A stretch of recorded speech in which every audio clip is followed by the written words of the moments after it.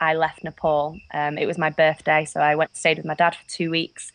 Got looked after and got taken to nice restaurants and stuff, and then I left again on my backpacking trip. So he's just been based here, but it was a great sort of bit of a comfort zone for me because I always knew wherever I was in Southeast Asia, my dad was here, and he knows Thailand and stuff as well. So, did you ever think that your dad would retire in Bangkok? No, I never thought that. Well, it's I thought he went traveling when he retired, when he had his own business in England. And when he retired, he went to South Africa, and then he came to Thailand, and he's always told me ever since I was young, get out the UK, and there's loads of places to travel and go and do something different. So, but you know what I find let me tell you what I find so interesting. You know, your dad obviously worked many years. You know, let's call it 20 years in a business in the UK. And 30 years, right? Okay, so he reaches the end of that portion of his life. And where does he go? He goes to Bangkok. Well, you make the decision, or, you know, Thailand, Southeast Asia, let's call it. You make the decision to say, you know what, I'm not going to put in 30 years because I can do it right now. Yeah, it was an interesting conversation because my dad always encouraged me to go traveling, but the way he was brought up, they never had a gap year culture. That was unheard of. It was you get a job straight from school and you work hard for 30 years and then you get rewarded. So it's completely different.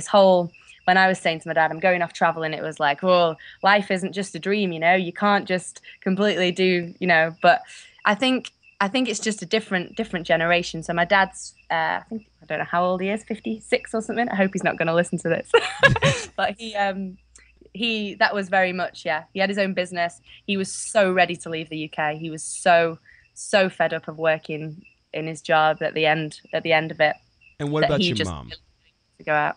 She lives in a farmhouse in France. I've just been talking to her actually just a minute ago before you rang. She left the UK. She just loves the countryside, and she lived in Ireland for a while. She lives with her boyfriend in Ireland. And then it rained too much there. So she wanted somewhere like Ireland, but that was sunny. So she went to near the south of France. So she's living there at the moment. She's got horses and a vegetable patch and going to painting classes and all things like that. So that's so awesome. So is she like near Saint-Tropez that way, or? No, it's the actual nearest town. Not many people. It's Limoges is the nearest town.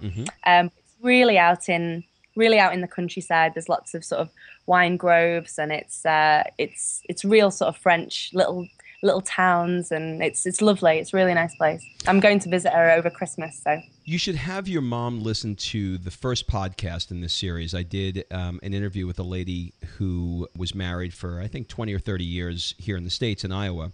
And she always had a dream to live in the south of France. And so she did. She fulfilled it, and she's now living in the south of France. So I think your mom would really dig it, too. Yeah. So what advice would you give someone who's in your shoes, someone who doesn't like their job, wants to see the world, but is just scared? They're like, I got this paycheck, and, I just, what would you tell them?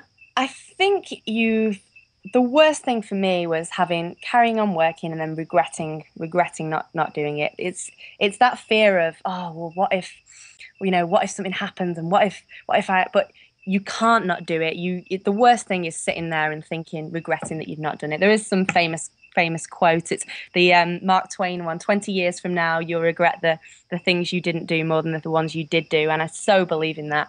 It's the fear that you have, like the things that could happen that you read about in guidebooks, and you can scare yourself reading things on the internet and travel warnings. It's not half as scary when you leave. One of the things I was paranoid about when I was planning my trip, there was a bus trip in Nepal that I had to take from Kathmandu to a place called Pokhara, which is in the mountains, which was before I started my trek.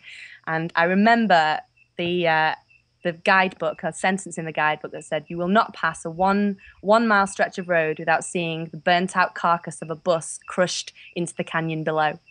and I was absolutely terrified that the bus was going to crash on the way to the mountains. And I looked at it all online, and I was like, oh my God, but actually getting there and standing at the bus stop and getting on the bus and chatting to people all the way. And it was a little bit hairy in parts, but it was so not as bad as I'd read about. And I would have so regretted not doing the 2-week trek in the Himalaya, which was some of the most beautiful scenery I've ever seen in my life, if I hadn't have gotten that bus. And it was completely fine.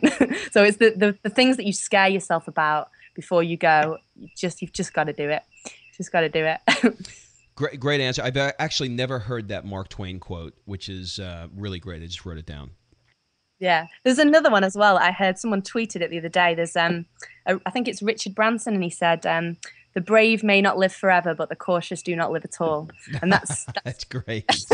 It's a good one, Richard. That's absolutely great. So the next obvious question that everybody has is, I'd love to do this, but, I need some kind of money to pay for this. And you have figured out a way to handle that. You decided to start your own magazine and create an income doing what you love. And we're going to get into all of that in the second half of our interview for our Jet Set Money members. If you're not a member yet, you can get your risk-free trial by going to getjetsetmoney.com.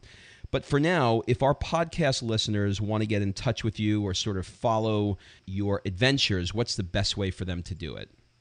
The website is southeastasiabackpacker.com.